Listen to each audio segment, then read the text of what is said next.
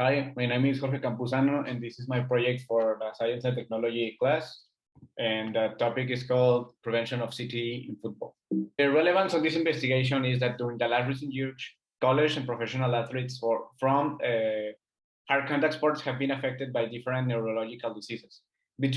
Among these diseases, the most popular one is the CTE, which means chronic traumatic encephalopathy. Sports such as football, American football, hockey, and rugby have seen some of their athletes in cases that involve several issues regarding their brain, and some that even are leading to early deaths.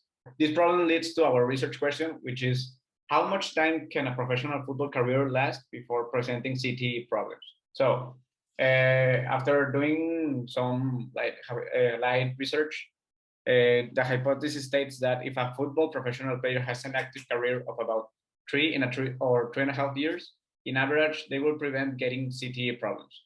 Also, taking into account the previous time they've spent on college competencies. For the experimental design, I set the variables, or my variables are, my dependent variable is the average number of hits a player receives per game. The independent variable is the number of years or seasons a player has been involved in.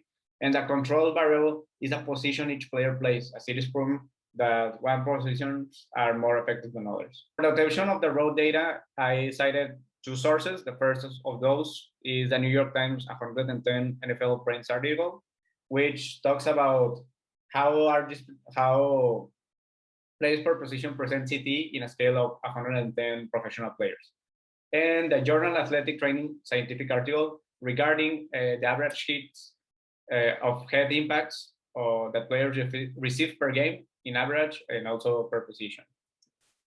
So the methods for the results of the investigation were that the years in average will be calculated by the quantity of games played in the season multiplied by the average of hits received by each player in proportion to its position on the field. And and yeah, finally, the product of these three factors combines a percentage of a critical hit index, which is a weighted unit made for the investigation. So different positions were in different values. So the results after investigation and calculations, averaging a number of 14 games played per position, so the values were more equal.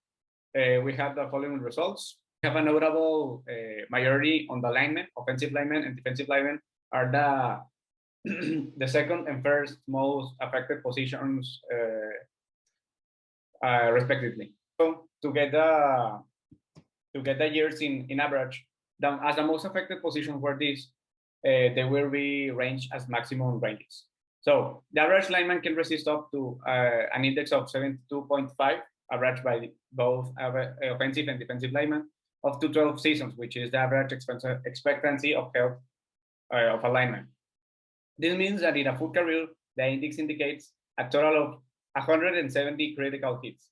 As average index are set in 28.85, this value will be approached in a period of 5 seasons, or 4.8 rounded seasons, in the most optimistic case. So, discussions. So, the result of the experiment influences constant work of improving against CTE in football. As for today, there is not a set amount of direct hits in the head to acquire CTE. So, the critical hit index value could help bigger organizations with bigger sources to potentialize the value of these hits to prevent CTE. In conclusion, in football, the hard contact is an intrinsic characteristic of the sport. Many of the positions in the field seem to be quite more affected than their teammates from other positions. So obviously, this is not the exact value. The critical hit index is not exact value, but it can be used as a potentializer for new investigation. So regarding the initial research question, it can be said that the hypothesis was incorrect, as an average career can last up to 4.8 to 5 seasons before acquiring CTE problems instead of 3 or 2.5 as first predicted. These are the references used for the investigation, and thank you for watching.